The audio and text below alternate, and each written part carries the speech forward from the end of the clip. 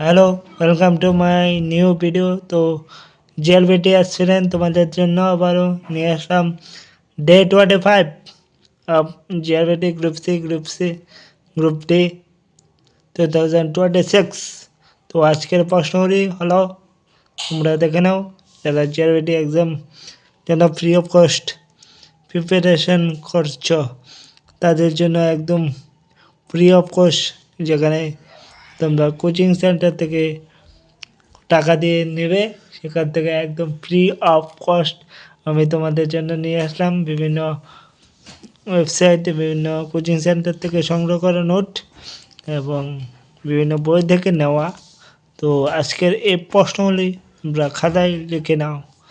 প্রথম প্রশ্ন হলো, খালসা এর প্রতিষ্ঠাতা কে? খালসা একটা প্রতিষ্ঠাতা কে? গুরু গোবিন্দ সিং। কোন নদীর তীরে পলাশী যুদ্ধ সংঘটিত হয়েছিল হয়? কোন নদীর তীরে পলাশীর যুদ্ধ সংঘটিত হয়? ভাগীরথী নদীর তীরে। ইস্ট ইন্ডিয়া কোম্পানি কাদের মধ্যে পলাশীর যুদ্ধ সংঘটিত হয়? ইস্ট ইন্ডিয়া কোম্পানি ও কাদের মধ্যে পলাশীর যুদ্ধটা হয়েছিল? তো ইস্ট ইন্ডিয়া কোম্পানি এবং সিরাজ উদ্দৌলার মধ্যে পলাশীর যুদ্ধ ঘটেছিল।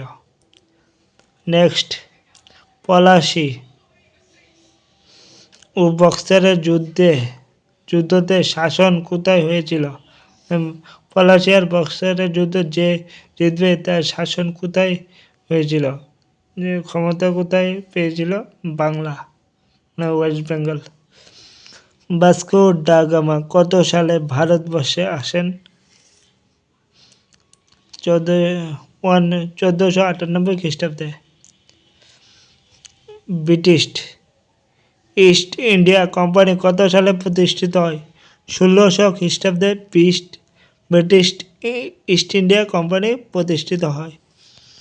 সিপাহী বিদ্রোহ কবে প্রতিষ্ঠিত হয়? 1857 খ্রিস্টাব্দে সিপাহী বিদ্রোহ প্রতিষ্ঠিত হয়। তাতিয়া টুপি কত সালে বিদ্রোহের নেতা ছিলেন?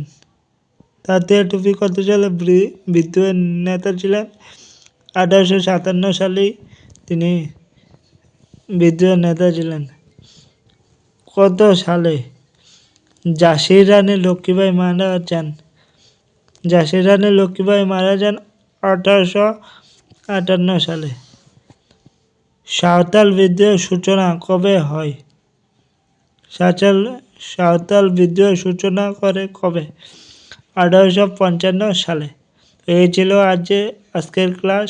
তোমরা সবাই খাতায় লিখে রাখো সেই প্রশ্নগুলি, যেগুলো থেকে GRBT group C group D একদম খুব সুন্দর করে হুবহু আসবে। এবং থ্যাংক ইউ সো মাচ। কোনো ডাউটে কমেন্ট করো, আর চ্যানেলে নতুন আসলে চ্যানেলকে সাবস্ক্রাইব করো।